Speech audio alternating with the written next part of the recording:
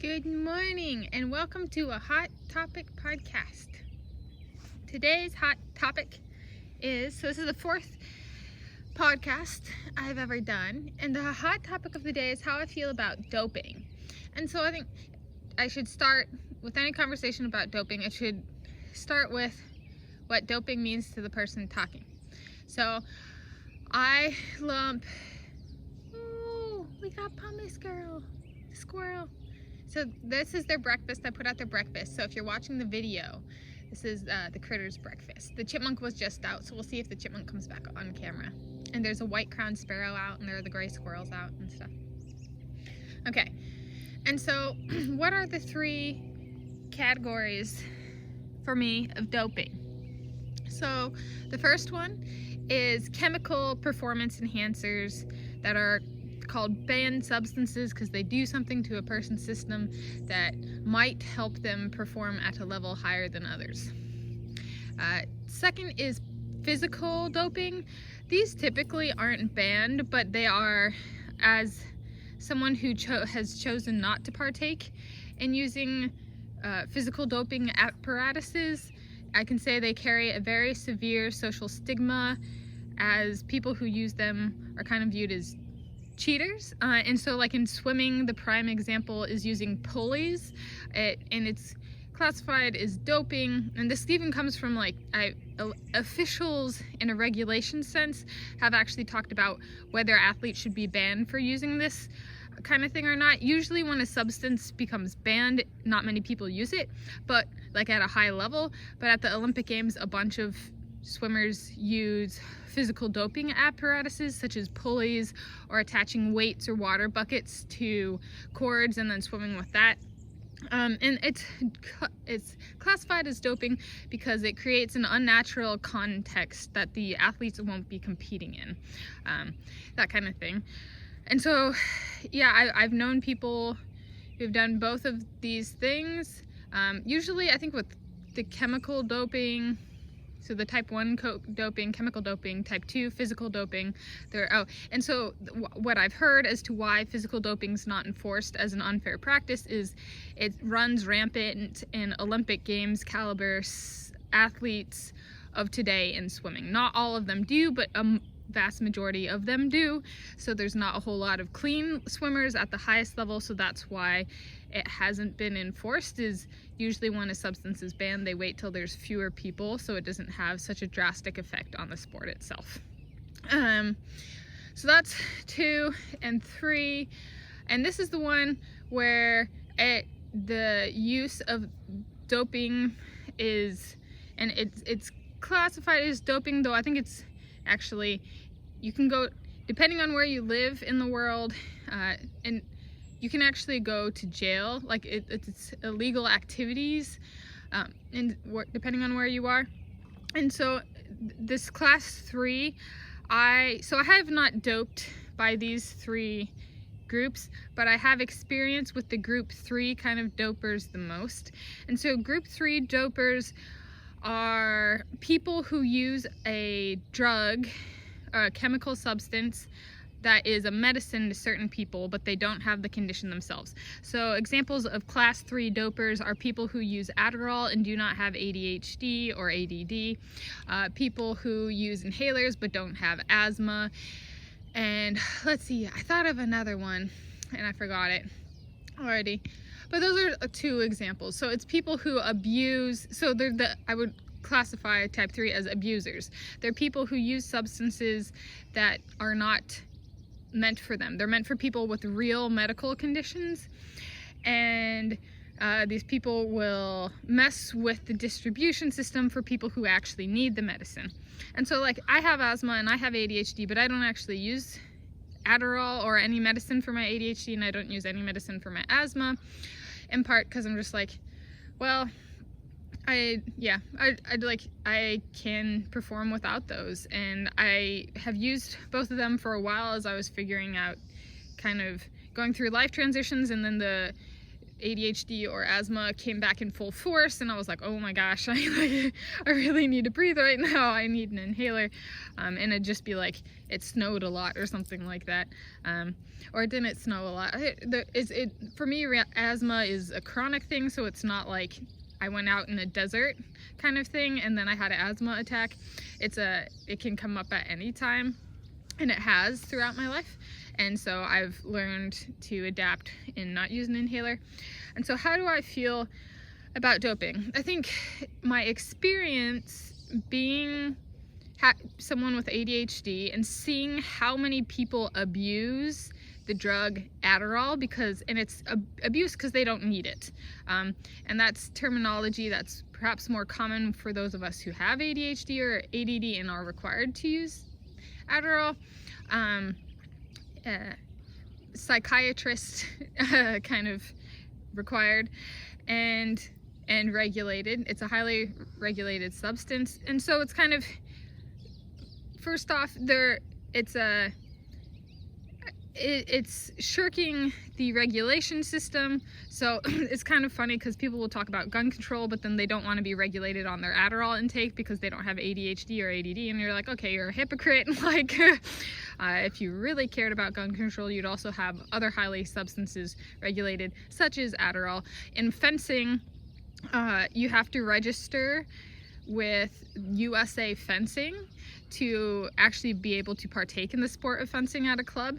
So and I kind of wonder if that's where a lot of modern day gun control kind of bills and legislation is modeled is after fencing, and that's kind of regulation on weapon control. And so it's kind of, I'd say, type 3 dopers that abuse substances. It is called abuse when you use it and you don't need to, you don't have the condition it's for, because then your intake is 0, so anything above 0 is abuse of the medicine, kind of. And oddly enough, the people I know who have abused and get addicted to Adderall the most are people without ADD and without ADHD. So I look at these people and they are interfering with the distribution system of those who actually need it, who have a real condition that require the medicine. So I think my tolerance for the type 3 athletes who abuse medicines is definitely the lowest. I would say that patience has been worn thin, especially since a fair number of those in athletics, those types who will abuse Adderall during practice, which you're not supposed to exercise or get your heart rate up when you use Adderall. Like people who use Adderall in sports and stuff like that, as a performance enhancer or weight control or something like that, and it's not designed for them. Like there's a bit of a, and then they'll also go off on tangents on dopers, like people who use banned substances, and it's like, well, technically your conduct is illegal. So like talking about someone else and how they shouldn't be included, or how it's ridiculous they're doping and that kind of stuff, it's kind of like, all right, at the end of the day, their conduct is actually more legal than yours. Like, and that's worse than hypocritical. And so I would say the type 3 dopers, in my experience, tend to be the most heady, so the most full of themselves, the most overconfident, to the point of it being a detriment to people who actually need the substances that they're abusing, the dopers are. For the chemical, so that's how I feel about that group. The physical and the chemical dopers. The physical dopers, I heard about it. Like, I participated in a club team, a club swim team. A club swim team stereotypically means like a year-round team with practice multiple days of the week year-round. And we didn't use that stuff. I was too young. They introduced that when you're older, and I wouldn't have done that. I think a lot of people do it because it's cool. I mean, this is the same as kind of chemical doping and like cigarettes and stuff like that, is people do it because they think it's cool. It's like, oh look, I'm swimming and I'm lifting 400 pounds in weights, and like, while on this pulley system while I'm in the pool, and they just think it's cool. And I mean, that's the same argument for cigarettes. That's what the advertisement for those drugs were a long time ago. I don't really see ads for cigarettes at all, so I haven't smoked a cigarette, but I don't hold that against people. And like there are just so many swimmers who, like I'm focusing on swimming because that's when I had to, I would swim with people who were physical dopers, like on the high school team. We didn't have any of those things as like to use, and yeah, so it was kind of, in a lot of us wouldn't have done it anyway, like so and we chose not to, because we chose not to participate in these teams that had these physical doping setups. And so I'd say I have respect for athletes who don't do it. It just might be a lack of respect for athletes who choose to physical dope. And there are exceptions. There will still be athletes I like. I just personally, it's not for me. I think for some people, they're just they need the physical doping because they can't actually do what and race at a high level on their own. So training without those, like I don't train with them, but I'm also not competing in the Olympic Games kind of thing. And there are some people, hi Strappy, this is Strappy the Squirrel. Hi honey, how are you? Hey, wait, you want walnut? Here you go. Oh, hi honey. Squirrel break. Okay, that one was off camera. And yeah, so I would say I think some people need those physical doping mechanisms, same as like chemical substances, to compete at a high level. They can't do it on their own. And I think that goes into the mindset of the athlete. They know that they can't do it without these apparatuses or without a banned substance. So that's why they do it. And so that kind of gets me back to the chemical dopers and the physical dopers. I push them together. And they don't really bother me.